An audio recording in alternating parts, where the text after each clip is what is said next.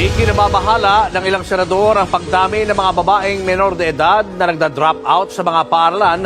Naalarma ang Commission on Population and Development sa pagtaas ang bilang ng repeat teenage pregnancy sa bansa. Sa datos ng Commission on Population and Development, mahigit 150,000 ang naitala nilang teenage pregnancy sa bansa noong 2022. Pero ang mas ikinaalarma ng komisyon, sabi nila, ang screen ay salamin ng ating pagkatao. Pero sa bawat click at bawat type natin, ano nga ba ang nakikita natin? Ang ating pagnangal?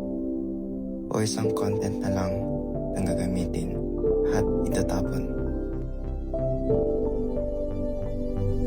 Hindi na ito biro. Ayon sa pangdidigang datos, mahigit 40 milyong katao na ang nabiktima ng modern slavery at sexual exploitation.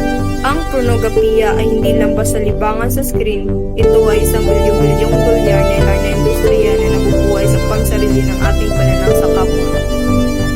Kapag nasanay tayo sa mga imaling imahe, nawawala ang respeto natin sa dignidad.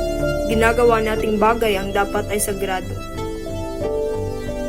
Nasusuri natin na ang lahat ng ito nagmumula sa isang ugat, ang kawalan ng paggalang. Kapag tinitingnan natin ang sexualidad bilang laro o content na lang, doon nagiging normal ang pag-abuso at mga desisyon tulad ng premarital sex na hindi pa natin handang harapin. Ang bawat maling click at desisyon ay may bigat. Sinisira nito ang ating tiwala sa sarili bago pa man tayo makatungtong sa ating kinabukasan.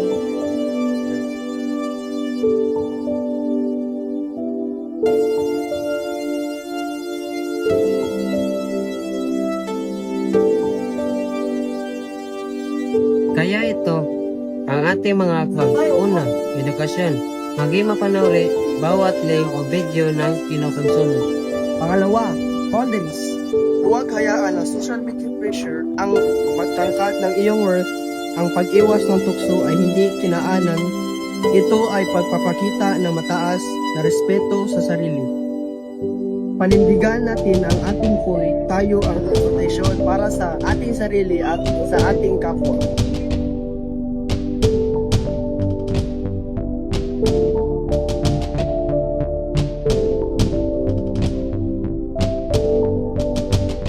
Dignidad ay hindi para sa likes o shares. Maging focus tayo ng paggalang. Igalang ang sarili, igalang ang kapwa, focus ng paggalang, panindigan ang dignidad.